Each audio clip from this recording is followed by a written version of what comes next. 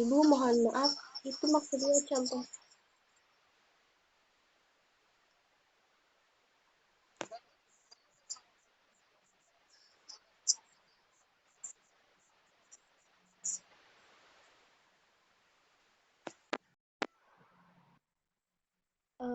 Sally boleh coba.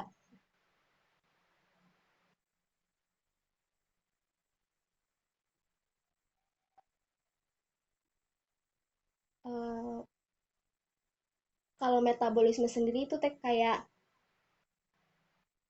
proses pengolahan gitu, pengambilan nutrisi dari lingkungan, kemudian ditransfusikan masuk ke dalam dan digunakan diolah dalam tubuh, kemudian hasilnya jadi produk gitu, jadi limbah organik. Kemudian kalau reproduksi sendiri eh, itu reaksi biokimia yang nantinya akan menjadi dua sel anak gitu. Kemudian kalau komunikasi selnya itu bisa berkelompok. Kemudian sambil bisa mempertukarkan molekul kecil yang dapat berdifusi dengan sel yang berdekatan gitu disebut sensor quorum. Kemudian ada siri bergerak pada mikroorganisme sendiri, misalnya kalau bakteri ada kan yang punya flagel dan ada yang tidak ya. Jadi bergerak itu salah satu ciri makhluk hidup sih sebenarnya. Kalau di mikrobiologi berarti kan ada yang nggak punya flagel, berarti dia tidak bisa bergerak ya, misalnya seperti itu Ibu. Kemudian kalau evolusi itu adanya perubahan sifat gitu. Kemudian nanti akan beradaptasi dan hasil dari adaptasinya akan diturunkan kepada anaknya gitu. Mungkin seperti itu Ibu.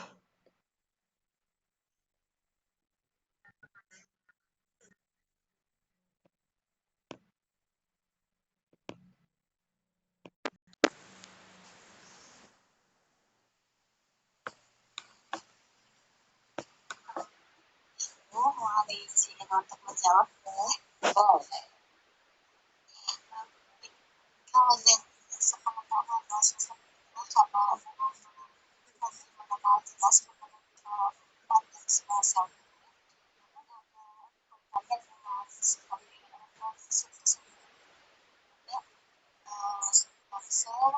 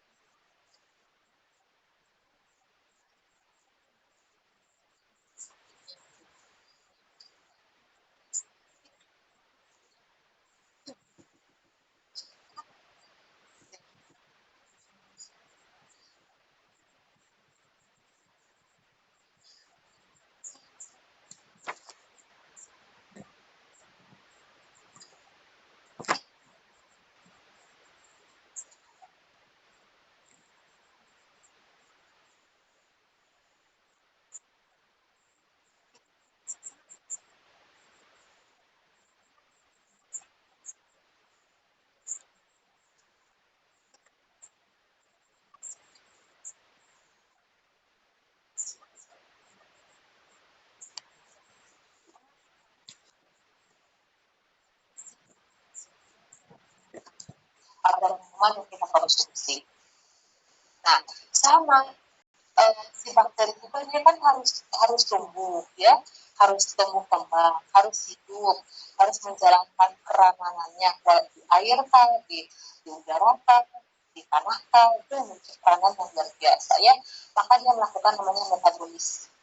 Nah, si metabolisme ini adalah mengambil nutrien dari lingkungan lalu mentransformasikan, mencadangkan energi dalam bentuk substrat yang dapat digunakan sel lalu mengeluarkan produk limbah. Jadi secara garis besar bahwa karena dia itu hanya satu sel, berarti dia itu pasif. Berbeda dengan manusia atau hal lain yang bersifat aktif.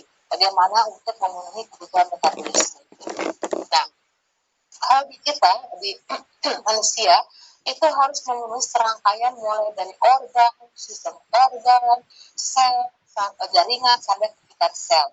Hal ini langsung kepada tingkat sel. Ya, jadi bagaimana mereka itu tidak punya jaringan karena ukurannya yang sangat kecil dan mereka itu berada di mana-mana di seluruh tubuh, di air ada, di tanah banyak, di udara ada, gitu ya. Cuma tidak terlihat saja. Ada yang bersahabat, ada yang tidak menimbulkan penyakit, ada yang menimbulkan penyakit, jadi macam-macam. Nah, jadi mereka itu dapat hingga di substrat makanan. Nah, mengapa kalau kita menyimpan makanan terlalu lama, lebih dari 12 jam akan basi? Orang itu bilangnya akan basi ya. Makanya kalau ibu-ibu yang zaman dulu kalau sudah 12 jam harus diangetin biar tidak basi. Kenapa diangetin coba? Diangetin itu adalah untuk membunuh kontaminan-kontaminan yang ada di udara, membunuh bakteri-bakteri ya, biar mati. Nah, dengan cara dipanaskan, dapat konsumsi kembali. Nah, ketika tidak dipanaskan, akibatnya apa? Maka si bakteri semakin tumbuh banyak, semakin berkembang banyak, sehingga menghasilkan enzim, menghasilkan lendir, dan si makanan itu akan menjadi makanan dia, akan menjadi makanan. Dengan cara apa? Ini bisa menjadi dengan osmosis, dengan cara difusi, ya, sistem transport, di sini macam-macam. Kita akan bahas minggu depan bagaimana keajaibannya membran sel yang tipis ini, sehingga dia itu dapat melakukan mentransformasikan, mencadangkan energi dari satu sel seperti itu. Nah, jadi di mana tempat yang steril? Tidak ada, kecuali kalau kamu bikin lab sendiri yang ada blowernya, yang ada pensterilannya itu steril. Kalau misalnya contohnya kan nggak kelihatan, dirasakan saja. Simpan aja makanan apalagi kayak seperti kentangnya itu dia cepat banget, kentang, susu, nasi, simpan aja berapa jam kekuatan. Nah itu kenapa bisa basi? Itu karena karena perlakuan mikroskopis ini. Nah, apakah hanya ada bakteri? Tidak, bisa juga papan. Mungkin Anda lihat kalau di nasi itu ada nasi yang berlendir, bakteri, ada juga di atasnya ada yang berwarna oranye, berarti itu adalah jamur, ada juga yang berwarna agak hijau atau warna hitam, berarti papan. Mungkin mereka ada dari udara. Ya. Semakin dekat dengan tanah, semakin banyak mikroskopis. Semakin gede angin ya, maka semakin banyak itu terpakai. Ya, kontaminan. Yang kedua adalah reproduksi. Nah, untuk reproduksi itu jangan berpikir seksual, aseksual. Mengapa? Karena mereka satu sel, hanya prokaryotik, tidak punya perangkat apapun. Ya, jadi kalau kita bicara seksual, itu ada peleburan antara sel sperma dengan sel ovum. Berapa ada sel sperma, sel ovum? Badannya juga cuma satu sel. Nah, jadi dia mempunyai nama istilah khusus lain ya. Di sini tuh ada konjugasi, ya. Kemudian ada pembelahan biner, karena terangkan di pertemuan yang selanjutnya. Jadi intinya apa? Intinya reproduksi itu adalah bertambah banyak, ya, bertambah banyak. Dan di sini juga dia bertambah banyak 2N, 1, 2, 4, 8, 16, 32. Jadi pertambahannya itu ada rumusnya, rumus perkembangan per 2N. Ya, seperti ini. Jadi reproduksi itu intinya adalah bertambah gitu ya, bertambah karena terjadi perkembangan. Kalau pada selain non probiologi berarti ada apakah dia seksual atau aseksual. Kalau seksual berarti dia harus punya organ reproduksi jantan dan reproduksi betina. Kalau pada tumbuhan misalnya itu ada yang seksual dan aseksual. Yang seksual ada putik dengan sari, sedangkan secara aseksual dengan menggunakan spora. Jadi tumbuhan tingkat tinggi. Tumbuhan tingkat rendah itu berbeda lagi. Ya, ada panerogami, ada kriptogami. Nah, di sini terjadi perubahan. Berdiferensi. Nah, berdiferensi kalau makhluk hidup yang lain itu mengalami perubahan dari bayi, balita, batita, anak kecil, remaja, dewasa, lansia, meninggal. Itu ada perubahan ya. Kemudian ketika pada hewan juga sama, tumbuhan juga sama, itu dia itu dari kecil besar gitu ya. Nah, pada bakteri juga dia bisa menghasilkan berubah ya, menghasilkan struktur yang baru, yaitu berubah menjadi spora. Spora ini adalah sangat tahan terhadap sekaman, terhadap panas, dan jika kondisi lingkungan tidak menguntungkan, dia bisa bertahun-tahun bahkan berpuluh-puluh tahun tidak akan menetas ya, tidak akan istilahnya ya, bukan hibernasi ya, keluar ini jadi bakteri lagi. Dia juga bisa. Yang keempat ada komunikasi. Jadi komunikasi di sini jangan berpikir bahwa komunikasi itu harus menggunakan verbal. Komunikasi itu banyak cara. Kita menggunakan suara, bahkan bahasa pun macam-macam. Di Indonesia, bahasa Indonesia, ada bahasa lokal, ada bahasa nasional, bahasa internasional, gitu ya. Nah, juga dengan cara isyarat, itu juga komunikasi dengan cara menggunakan bahasa isyarat. Nah, kalau untuk bakteri, dia menggunakan bahasanya. Buat hanya berupa protein yang dapat ditransfer. Nah, disebut dengan forum sensing. Nah, ini forum sensing. Nah, untuk melakukan forum sensing ini dibutuhkan minimal 10 pangkat 6 bakteri yang ada di situ. Kalau sedikit kan tidak bisa. Minimal 10 pangkat 6 dari 1 juta bakteri harus ada di situ, maka dia dapat melakukan komunikasi disebut dengan forum sensing. Untuk apa komunikasi di sini? Ternyata komunikasi di sini untuk salah satunya menghasilkan toksin atau racun. Jadi kalau kita sakit terpapar bakteri patogennya belum banyak, jangan khawatir, tidak akan menghasilkan toksin. Tapi kalau si bakteri yang sudah banyak, maka mereka itu akan menghasilkan sinyal, lalu ayo kita menghasilkan toksin, maka ini barang-barang akan menghasilkan toksin atau racun. Kemudian spora juga sama, harus dengan melakukan forum sensing. Biofilm juga sama, harus dengan forum sensing. Lalu tadi yang bercahaya, bioluminescence juga harus menggunakan forum sensing. Jadi ada komunikasi antar spesies yang sama dengan spesies yang tidak sama. Kalau kita mau belajar ini 3 SKS satu pertemuan khusus tentang forum sensing. Ada berbeda untuk bakteri gram negatif seperti ini, untuk pada gram positif seperti ini contohnya, untuk satu spesies yang sama seperti ini jalurnya, antar spesies juga jelas seperti ini. Nah, di sini mereka melakukan suatu komunikasi. Bergerak itu intinya berpindah tempat, tidak harus selalu menggunakan kaki. Ya, hewan menggunakan kaki, burung menggunakan sayap, ikan menggunakan sirip. Intinya mereka bergerak. Bahkan mikroba juga bergerak. Bisa menggunakan dengan flagel, dengan silia, ya berpindah dari satu tempat ke tempat yang lainnya. Kemudian berevolusi. Nah, suatu proses yang memungkinkan perubahan karakter yang dapat diturunkan kepada anak sel. Jadi di sini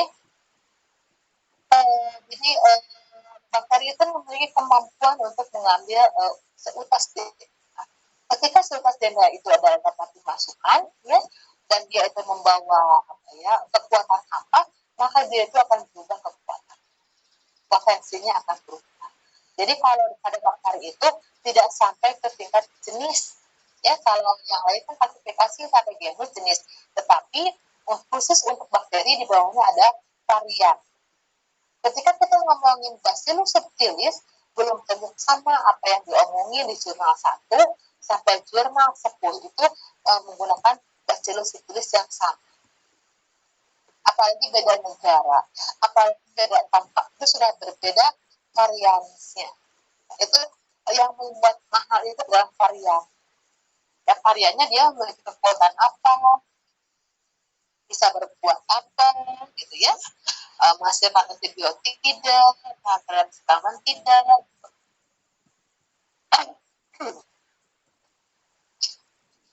Nah, ini adalah pohon filogenetik ya. Pohon filogenetik antara Bacteria, Archaea atau Archaea, dan Eukaryota. Jadi kalau kita berbicara klasifikasi, itu dari 3 kingdom, 4 kingdom, 5 kingdom, 6 kingdom, 7 kingdom. Nah, sekarang itu sudah mulai 7 kingdom ya. Mengapa sampai terus terjadi penambahan? Karena semakin majunya alat teknologi yang dapat membedakan antara spesies satu dengan spesies yang lainnya, lalu semakin majunya para ilmuwan. Nah, Bu, dulu itu orang menganggap Archaea atau Archaea itu sama dengan bakteri. Nah, ini sama-sama satu sel, sama-sama kecil, sama-sama mikroskopis, tapi berbeda pohon filogenetiknya. Mengapa? Karena ketika bakteri itu ada 3 grup, yaitu yang grup yang suhu dingin, suhu sedang, dan suhu panas. Kalau dia itu suhu ekstrim paling hanya 85 derajat ya. Tetapi kalau Archaea itu di atas 100 derajat. Nah, yang hipertermofil ini di atas 100 derajat, bisa 180, bisa 130 gitu ya. Nah, ini ada metan. Nah, dia hidup itu di tempat-tempat yang banyak mengandung metan. Kalau ini hidup di tempat yang mendidih, biasanya tempat-tempat yang mendidih. Mata air mendidih, di larva, ya. Nah, itu biasanya ada Archaea, bukan bakteria, tapi Archaea. Lalu ada ekstrim halonofil yang yaitu terhadap garam. Nah, biasanya kan mengapa kita menggunakan pengawetan? Salah satunya tidak menggunakan garam, ya, kan akan terjadi lisis. Nah, untuk Archaea itu sampai 5% garamnya itu dia masih bisa hidup. Nah, kalau ada yang bilang di laut merah, laut mati itu tidak ada kehidupan, saya curiga kalau Archaea hidup di sana. Bakteri tidak mungkin hidup. Eukariot yang lain apalagi. Nah, mungkin Archaea yang hidup, yang tahan pada kadar garam tinggi, disebut di sana mungkin ada segerombolan Archaea yang termasuk jenis ekstrim halonofil ya. Nah, di sini ada bakteri. Nah, bakteri itu ada bakteri gram negatif ya, ada endosimbion ya. Kalau endosimbion Anda sudah belajar di biologi sel, bagaimana mitokondria dan kloroplas itu sebetulnya itu adalah sebetulnya prokariotik. Mereka itu DNA-nya memiliki DNA sendiri, dan DNA-nya itu DNA jenis prokariotik yang zaman dahulu kala itu mereka itu migrasi, mereka itu sembunyi di dalam sel eukariotik. Nah, lalu terjadi hubungan mutualisme ya, hubungan mutualisme di mana bakteri itu bukan bakteri ya, saya bilangnya prokariot. Prokariot itu dia mendapat perlindungan dari eukariot. Eukariot mendapat bantuan energi ATP yang dilakukan oleh mitokondria maupun kloroplas. Dan itu adalah setelah diteliti sekarang ternyata benar si DNA yang ada pada mitokondria atau DNA yang pada kloroplas itu bukan DNA eukariotik tapi DNA prokariot. Nah, ini jadi ketika ada yang bilang, Bu, si Archaea itu sama dengan bakteri, itu tidak sama. Pohon filogenetika sudah berbeda ya. Apa sih kesamaannya? Sama-sama prokariotik, sama-sama satu sel, tetapi secara DNA, secara sintesa protein, secara dinding sel, dia lebih condong mirip ke eukariota. Makanya di sini, di akhir ujung sumbu ini, dia nempelnya pada eukariota, bukan pada bakteri. Nah, sini kan nempelnya. cuma bentuknya aja yang satu sel, tapi dalamannya itu adalah apalagi dalam sintesa proteinnya itu mirip banget dengan yang terjadi sintesa protein pada eukariot. Nah, ini dulu zaman 3 ya, zaman 3 dunia, 3 bintang. Ada jenis-jenis tanaman, lantai, oke. Jalan-jalan termasuk manusia, animalia, oke. Ini Laletic protista, misalnya ya. Ada dalam itu ada monsteranya, ada protistanya, ada bakterinya, apa di Nah, ternyata ini tahun berapa? 186. Nah, setelah itu, tetapi kalau menurut diktator tahun 1965, lihat tahunnya. Ini hampir 100 tahun yang lalu. 100 tahun kemudian, selesai ya. 100 tahun kemudian itu berkembang menjadi 5 dunia. Nah, 100 tahun kemudian, yang mana? Oh, ada Tuhan, ya, ada sendawan, ada hewan, ada protista, ada anak menara. Nah, sendawan dulu itu ketika pada tahun ini, 1866, masuknya pertumbuhan. Pertumbuhan, tidak hidup, tidak kayak seperti hewan. Tetapi saat diteliti, karena tidak punya klorofil. Itu non klorofil untuk campur itu ya. Maka dia itu dipisahkan karena ciri utama dari tumbuhan itu harus klorofil. Jadi walimah. Lalu Euphorbia ya. Dan beda antara misalnya bakteri dengan amuba, dengan makhluk-makhluk transit beda. Maka di sini dipisahkan.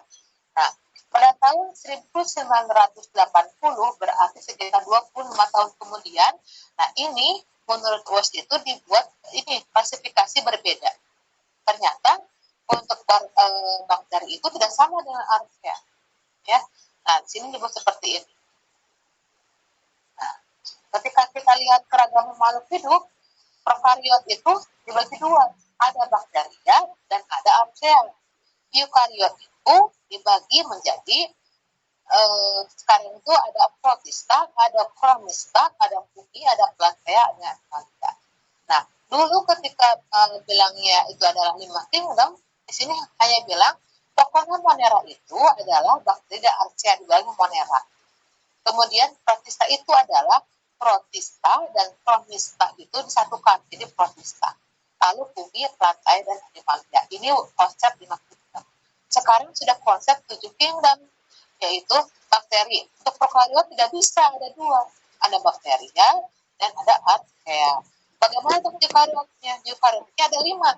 Pertama ada protista, ada protista, ada protista, ada fungi, ada plantae dan ada animalia. Jadi berapa jumlahnya? 1, 2, 3, 4, 5, 6, 7. Jadi saat baru sekarang itu ada 7 kingdom. Ya.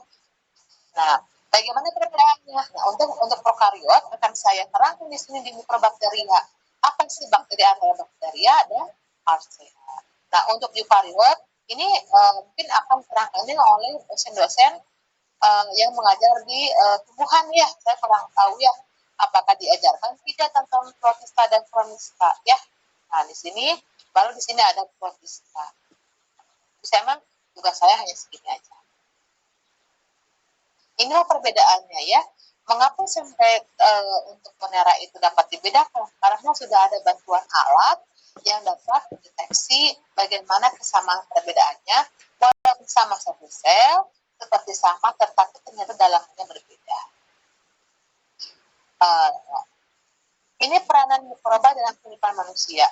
Jadi semua kehidupan kita itu tidak lepas berperan dari semua dari mikroba, ya.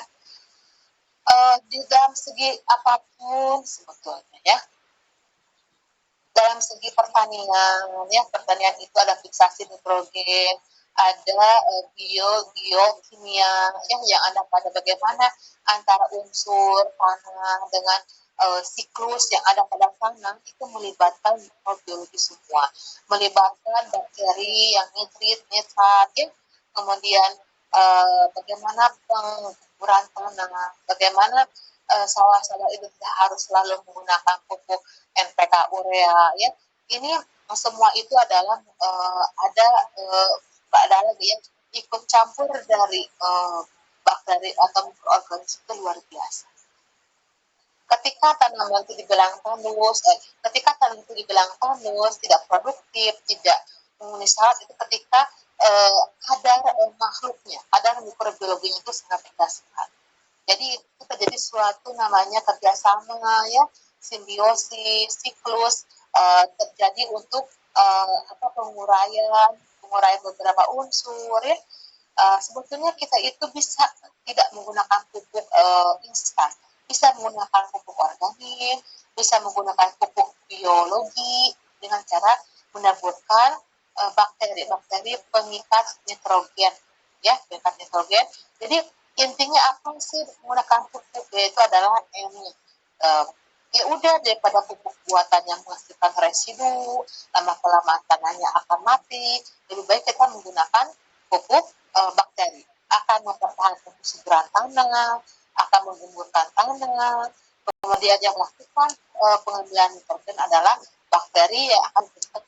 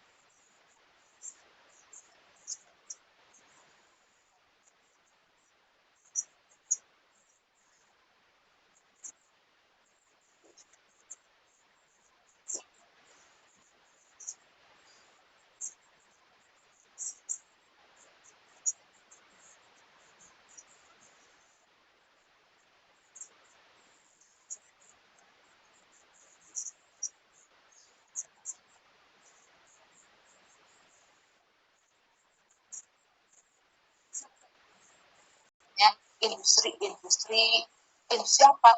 Ya, ada industri kecantikan lah, ada industri inilah, ada industri itulah, gitu ya. Itu kan ada bahan-bahan baku yang dibuat oleh salah satunya oleh bantuan teknologi. Di sini ada penyakit. Nah, untuk penyakit, hampir semua penyakit itu disebabkan oleh makhluk berorganisme. Mungkin kecuali kanker dan tumor, karena itu adalah perubahan morfologi sel ya. Sisanya adalah itu. Maka obat itu ada dua, ada antibiotik bakteri, ada antibiotik kuman. Jadi kalau kita sakitnya sama jamur, jangan memberikan antibiotik bakteri, tidak akan sembuh. Tapi gunakanlah antibiotik jamur. Nah, di sini untuk energi ya, di sini sudah menghasilkan misalnya bahan bakar fosil itu akan habis selama 50 tahun lagi jika tidak ditemukan tambang mineral ya. Maka yang namanya solar, namanya pertamax itu nggak akan ada ya. Kalau gas alam banyak, gas alam, bahkan kalau gas itu kita bisa membuat juga gitu ya, apalagi metanogen itu bisa dibuat dari limbah BAB-nya sapi, ternak, segala macam. Tinggal dibuat instalasinya itu bisa dibuat gas metan. Dan bahkan di negara mana ya saya lupa, itu sudah membuat gas metan itu dari kotoran manusia, yaitu membuat MPK yang umum. Kalau jadi ada tempat ininya dan digunakan, jadilah proses metanogen yang digunakan untuk kebutuhan gas. Nah, Anda mungkin pernah mendengar ya ketika di TPA itu diledakan. Nah, itu terjadi juga berarti proses fermentasi secara anaerob sehingga menghasilkan gas metan dan tidak ada udara yang keluar, akibatnya meledak. Pernah juga melihat ketika septic tank itu sampai meledak ya, sampai levelnya lantainya itu sampai hancur dan menimpa orang sampai meninggal. Begitu dahsyatnya kekuatan gas yang tidak tersalurkan, dan dia itu akan mengakibatkan ledakan. Makanya kalau septic itu suka ada balon di depan yang ke atas yang tanpa ditutup. Nah, itu untuk apa? Untuk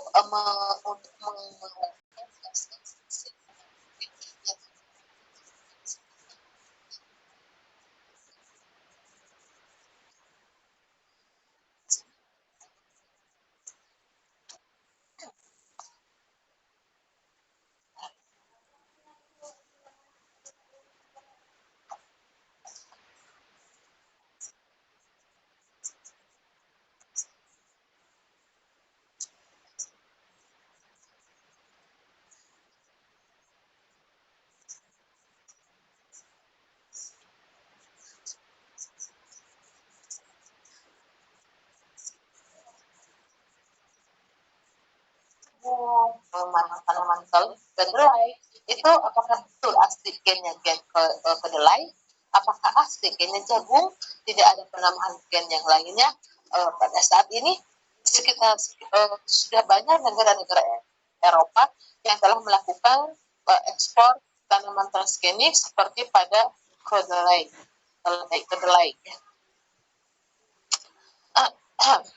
Nah, sejarah mikrobiologi. Jadi mikrobiologi itu telah mengenai organisme hidup yang berukuran mikroskopis, mempelajari bakteri, protozoa, virus, alga, dan cendawan. Nah, maka untuk di RPS itu bagi-bagi ya. Nah, cendawan, alga itu bagian bumela, saya lebih ke basic bakteri saja. Kemudian di sini itu adalah penemuan mikrobiologi. Penemuan mikrobiologi itu oleh Herbert Hooke pada tahun 1665 ya. Hal yang pertama terlihat itu adalah struktur tubuh buah kapang. Kemudian di sini muncul berbagai jenis ilmuwan, ada Aristoteles, ada Needham, ada Spallanzani ya, di mana di sini dari teori abiogenesis akan dipatahkan menjadi teori biogenesis oleh siapa? Oleh Louis Pasteur ya. Misalnya abiogenesis menyebutkan A. Nah, itu harus dipatahkan dengan eksperimen sehingga gagal. Ini dipatahkan sehingga untuk teori abiogenesis tidak berlaku dengan pematahan teori yang baru, diganti dengan teori biogenesis ya. Nah, ini beberapa para ilmuwan, analis Pasteur juga. Analis Pasteur itu pada tahun 1865 yang membuktikan terhadap pipa yang melengkung disebut dengan omne vivum ex evo, omne opus ex vivo. Hidup itu berasal dari telur dan semua itu berasal dari sesuatu yang hidup. Kenapa seperti ini? Karena asalnya menganggap bahwa kehidupan itu berasal dari yang seperti ketika menemukan tikus di antara baju yang usang, menemukan belatung di atas potong daging, menemukan bintik di atas jerami, seperti itu ya. Nah, ini dikatakan oleh Pasteur. Ini adalah ketika mikroskop ya. Di sini dia melihat bagaimana awal, kalau sekarang kan sudah dimodifikasi ya, mikroskop itu ada berbagai jenis. Ini Louis Pasteur. Nah, untuk Louis Pasteur itu dia itu dikembangkan oleh Herbert Hooke ya. Nah, Herbert Hooke itu ini sampai membuat surat itu apa sih namanya pararambon untuk patogenesis ya. Nah, di sini apa yang ditemukan oleh Hooke itu ya. Nah, di sini membuktikan bahwa mikroorganisme tertentu menyebabkan penyakit spesifik. Kalau dulu itu kan nggak tahu ada mikroorganisme, belum tahu ada mikroba, belum apa, tetapi sudah ada penyakitnya. Jadi penyakitnya sudah ada, penyebabnya belum tahu, makanya diteliti, akhirnya dapat diketahui bahwa ternyata sakitnya itu pasti oleh sesuatu yang dapat menyebabkan sakit. Nah, eksperimen ini dikenal dengan postulat Hooke, ada 4, di mana yang satu ada 2 organisme atau hewan ya, yang satu sakit, yang satu lagi tidak sehat.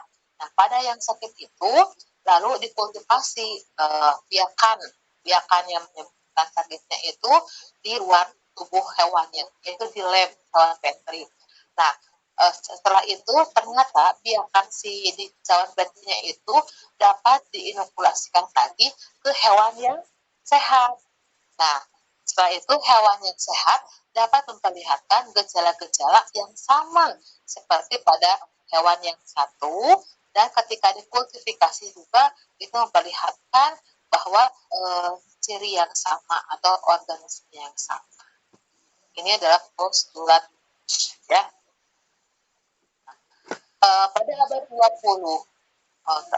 20 itu disebut dengan era mikrobiologi molekuler ya. Ada 2 ilmuwan yang menjembatani metastasi ya. Nah, di sini ada Martinus itu tentang teknik kultur, lalu ada dengan kisasi nitrogen aerobik, reduksi sulfat, bakteri butil akar, lactobacillus, alga hijau, dan memberikan dasar bagi psikologi ya. Nah, kalau Yunes Kresge itu adalah siklus nitrogen dan sulfur, memperkenalkan peranan mikroba sebagai agen biokimia. Nah, pada biogeokimia itu mata pelajaran yang sulit yang ada pada tingkat SMA, dan itu ada pada bab ekosistemnya, ekosistem ekologi. Mengapa sulit? Karena di situ bagaimana menjelaskan pentingnya mikroba, peranan mikroba dalam mendaur ulang berbagai jenis unsur, misal nitrogen, sulfur, CO2. Tanpa ada mikroba maka siklus itu tidak akan teruraikan. Ya,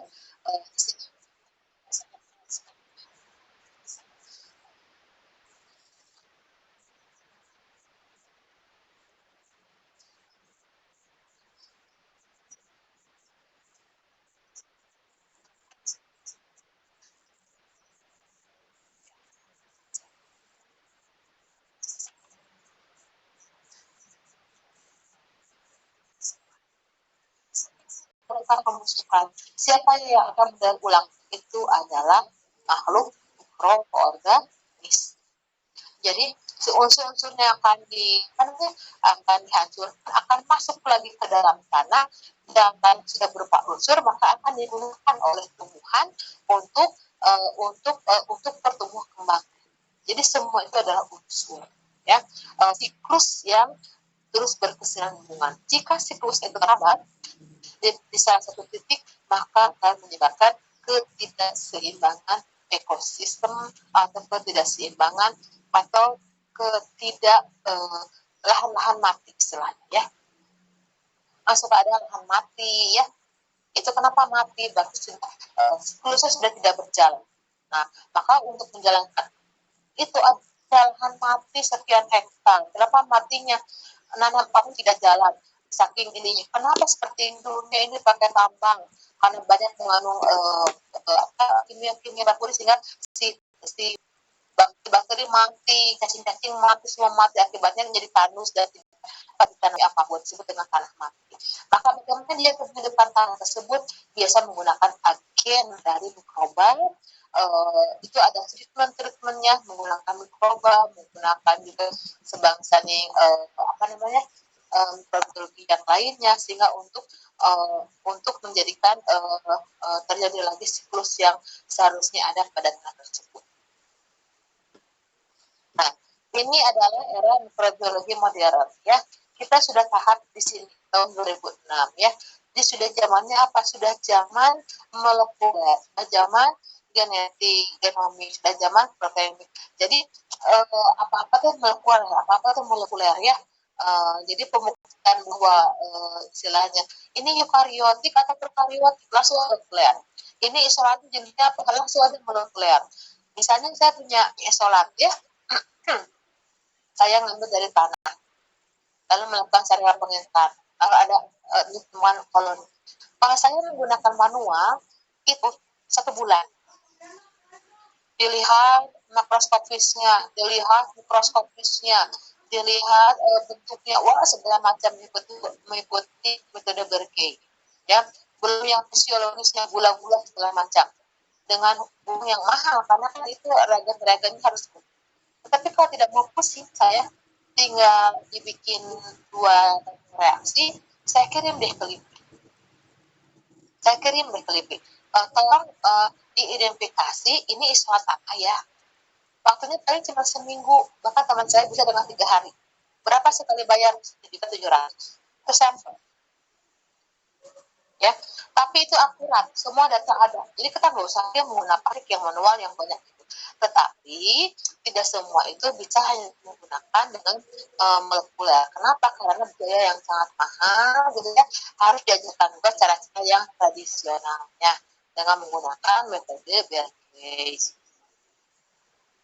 Nah, di sini untuk tahu 20 mikrobi ada 2. Ada mikrobiologi dasar, ada mikrobiologi terapan. Kalau mikrobiologi dasar itu menyangkut seperti ini. Misalnya ada klasifikasi baru karena temukannya mikroba baru. Teman saya itu ngambil mikroba dari laut ya. Ternyata pas dia di screening itu tidak masuk ke dalam grup klasifikasi. Akibatnya dia itu di luar Di luar pharmacogenetik tersebut tadi itu adalah mikroba baru atau spesies baru. Nah, psikologi mikroba, enzim menyangkut enzim. Bakteri itu masukkan enzim dari selulase, amilase. Si enzim itu digunakan oleh siapa? Oleh industri. Si industri itu memerlukan berbagai macam enzim. Ya, dari mana? Itu dari dipanen dari bakteri. Siapa yang kaya? Orang-orang yang jadi enzim, orang-orang yang menjual enzim ke siapa? Ya yang ngejual enzim tidak akan di pasar dia di pasar, tapi ke industri kosmetik lah, industri perabotan lah, industri obat lah, industri segala macam ya. Nah, itu menjual enzim. Itu dari mana enzimnya? Dari mikroba. Jadi kaya itu relatif. Kaya dari mana dapat dilihat dari segala aspek. Kalau kita ingin kaya dari mikrobiologi, kita harus cari isolat, apalagi plasma nutah Indonesia itu kayaknya luar biasa ya. Bahkan dari berjalan di hutan saja, lalu tanah-tanah yang nempel pada pot sepatu itu sama orang asing diamankan si bot sepatunya, bukan karena bot sepatunya, tapi mikroba yang menempel pada tanahnya dibawa ke luar negeri. Naon kata mikroba teh menghasilkan apa di situ itu luar biasa, karena 1 gram tanah itu menghasilkan sekitar 10,6 10,8 ya 10,8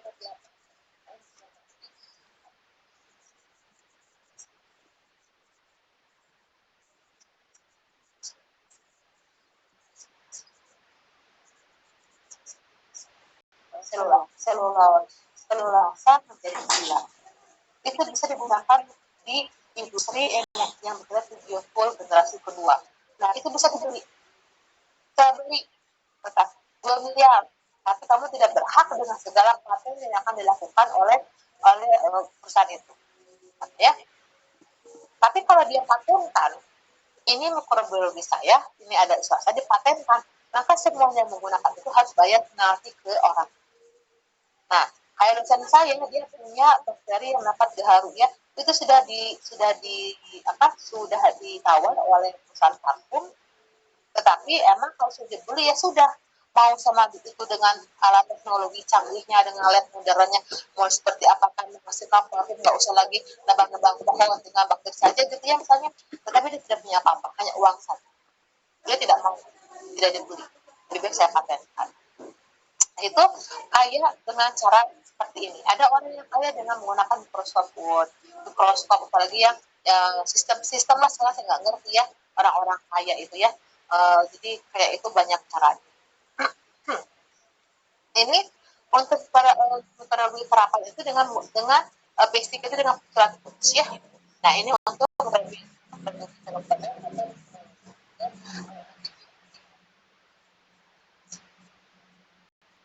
lalu juga dengan universitas, bagaimana ada ekologi mikroba. Nah, ekologi tidak hanya ekologi makhluk yang tinggi, ada juga menurut ekologi mikroba. Tetapi di sini rumit sekali. Mengapa? Karena mikrobanya tidak terlihat. Kalau ekologi biasa terlihat, oh itu ada ekosistem sawah, ada sawahnya, ada ini. Tapi kalau mikrobi mikroba rumit. Mengapa? Karena mikrobanya tidak terlihat, apalagi zat-zat yang bersinambungannya, yang saling berkolaborasinya tidak terlihat. Nah, ini adalah sel prokaryotik, eukaryotik akan saya bahas minggu depan ya. Pada sel prokaryotik seperti ini, pada sel eukaryotik seperti ini, tapi akan yang saya bahas itu eukaryotiknya berjenis amir ya. Amir itu adalah bagian dari jamur yang uniseluler. Ya, di sini kita sebutin eukaryotik terdiri dari alga, fungi, dan semua multiseluler hewan dan tanaman. Tapi yang akan saya ambil terangkan adalah tentang fungi. Funginya pun yang uniseluler, yaitu karder. Contohnya adalah Saccharomyces cerevisiae, Candida sp, Riccia sp, itu virus bukan sel dan tidak mempunyai diri sebagai sel dengan sistem dinamik terbuka, artinya dapat melakukan tekanan dan mengeluarkan limbah. Bakteri virus merupakan struktur statik stabil, tidak berubah, tidak mengganti bagian partikel. Bila menginfeksi sel, maka virus memerlukan ciri memerlukan. Nah, maka virus memerlukan dari sel hidup yaitu bereproduksi. Memerlukan bukan memberikan ciri sel hidup, tapi memerlukan ciri sel hidup yaitu bereproduksi. Artinya virus itu adalah hanya sebuah partikel dan dia tidak mempunyai kemampuan mempunyai ciri sebagai sel. Nah, ini ukuran dari sel eukariotik. Ini ukuran dari sel prokariotik dan ini ukuran dari sel virus. Begitu berbeda banget ukurannya, maka pantas virus itu dapat menginfeksi semua makhluk.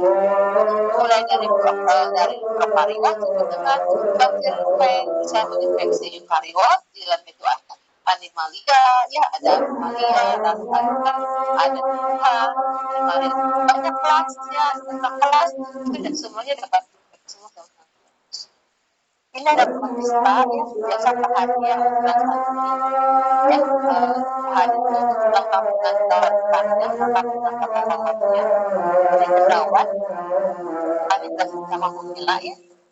Kemudian Profesor kita ini nggak pernah kita jadi perhatian. Kemudian Friends bersama hari itu kalau Friends suka ke gunung, nah di gunung itu kan program suka ada tentang weekend ya. Jadi lingkungan itu adalah susunan dari dua grup ya, bisa berupa senyawan atau organisme program bisa berupa alga atau cyanobacteria menghasilkan kemudian yang berbeda dari kelompoknya. Nah ini liken, ada liken jambu ini, ada seperti ini, begini, ada pada kakak yang bisa digunakan sebagai biokontrol terhadap pencemaran. Ini adalah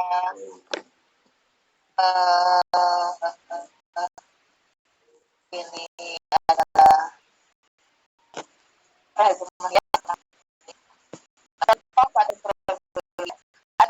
surat yang menerangkan tentang biologi. Saya sudah surat Yasin ayat 26, kemudian surat Az-Zumar ayat 21 ya. Sisanya Anda mencari sendiri ya tentang ayat-ayat yang berhubungan dengan mikrobiologi.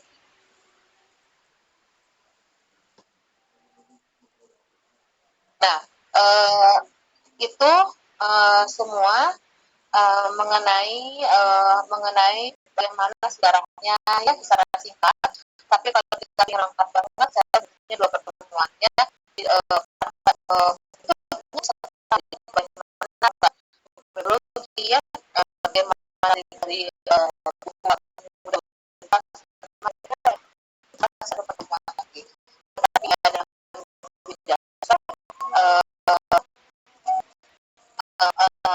bagi yang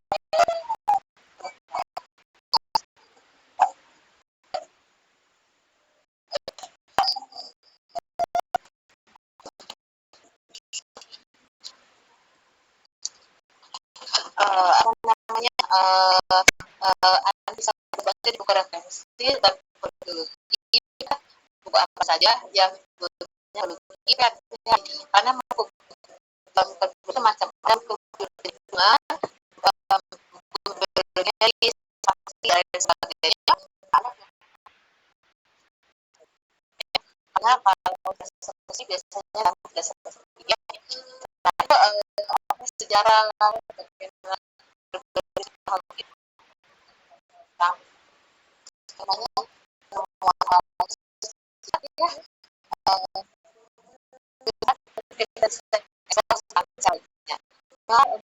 ini luar biasa. Mengapa makhluk ini dapat menjelaskan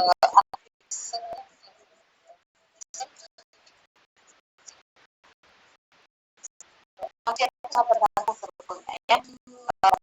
Sekali-kali ada karena itu luar biasa dan ini ya ini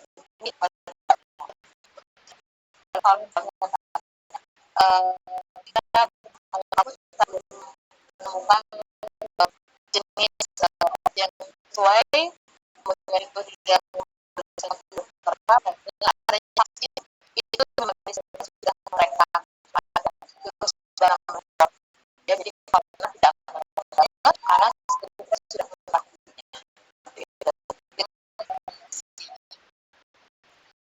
kita hari ini anak-anak semua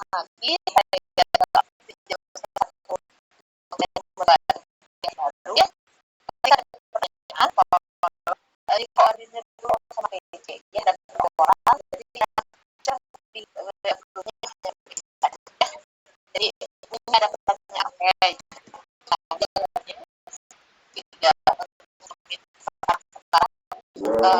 sebelum saya jawab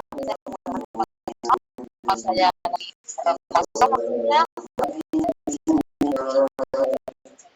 maksudnya ya jadi untuk ke depan mudah-mudahan sedikit karena tentang yang begitu ya berbeda dengan hal yang lainnya hari ini cuma ya tidak ada yang ditanyakan lewat ya jangan lupa sesi LMS dan jangan lupa juga mengisi form sesi yang besar oleh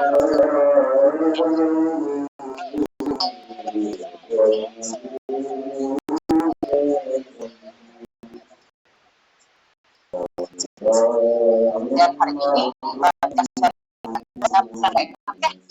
saya saja ya pertama soalnya benar-benar ya terima kasih semuanya. Assalamualaikum warahmatullahi wabarakatuh.